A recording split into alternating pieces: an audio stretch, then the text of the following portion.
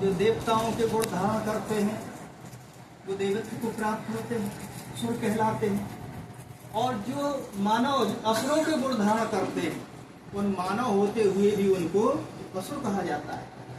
पर हमारी वाणी कहती है सुर असुर सब पे एक ही पति और सब पे एक ही दया, देत दीदार सबन को साई जिन्हू जैसा चाहिया। जिनकी जैसी चाहना हो, जन्म जन्मांतर का बिगड़ा हुआ पापी क्यों ना हो, यदि वो कान पकड़ के राज जी महाराज से कहे कि आज के बाद कोई गुनाह नहीं करेंगे और मेरे कर्म का दंड माफ करने की शक्ति न ब्रह्मा जी में है, न भगवान विष्णु में है, न भगवान शिव में है, मैं आपकी शरण में आया। तो हमारे धर्म शास्त्रों में यथार्थ प्रमाण है। गीता जी यथार्थ कहती है कि मेरी शरण में आने वाला पापी से पापी सिरमौर व्यक्ति क्यों ना हो, वो भी पावन संत बन जाता है। बोलो सदगुरु महाराज की। और हमारे परमहंस धनजुदास जी महाराज ने भी लिखा है, बहुत ही अमूल्य वचन। क्या कहते हैं? वैसे तो जितने भी परमहंस हैं सभी ने अपनी दीनता की बात को लिखा है, पर वो कहते हैं जग में मेरे समान को है पापी, मैं मतमंद मूढ़ अज्ञानी अशुभ करूं दिन राती, और गीता ज्ञान सुनन के लाने कसकत नहीं मोरी छाती।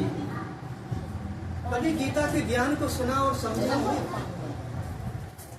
गीता में भगवान श्री कृष्ण को जो है ऐलान कर रहे हैं, जो 24 अवतार भी नहीं कह पा रहे हैं, और ब्रह्मा विष्णु महेश उनके आराध्य नारायण और उनके आराध्य बोलो कि कृष्ण भी नहीं कह पा रहे जो गीता में कहते हैं। तो जब उत्तम पुरुष से अपना योग जोड़ा, तब उन्होंने कहा कि हे पार्थ, मेरे को पकड़ते ही इस संसार के चक्र का जो नियम है, आब्रह्म भुवन लोका पुनरावृत्ति अर्जुन पुनः बनना और पुनः मिटना, इसका जो नियम है, लेकिन मामू पे तू कौनते पुनर्जन्म न विद्यते, मेरे को पकड़ते ही तेरा कभी पुनर्जन्म नहीं हो। और बशर्ते परमहंस के उस तत्व को लेने की जरूरत है, इसके विषय में समस्त धर्मों का निचोड़ निकालते हुए अपने लक्ष्य की पहचान। तो हमारे धनजीदास जी महाराज कहते हैं कि भूतन को पूजे सो भूत यमुनी वेग ले, और देवन को पूजे सो देवलोक जात। और ऐसे नहीं कह रहे हैं, उनके वचन की साक्षी गीता जी दे रही हैं। उनके वचन को यदि साक्षी रूप में देखना हो तो गीता को देखना। पितरन को ध्यावे सो पितरन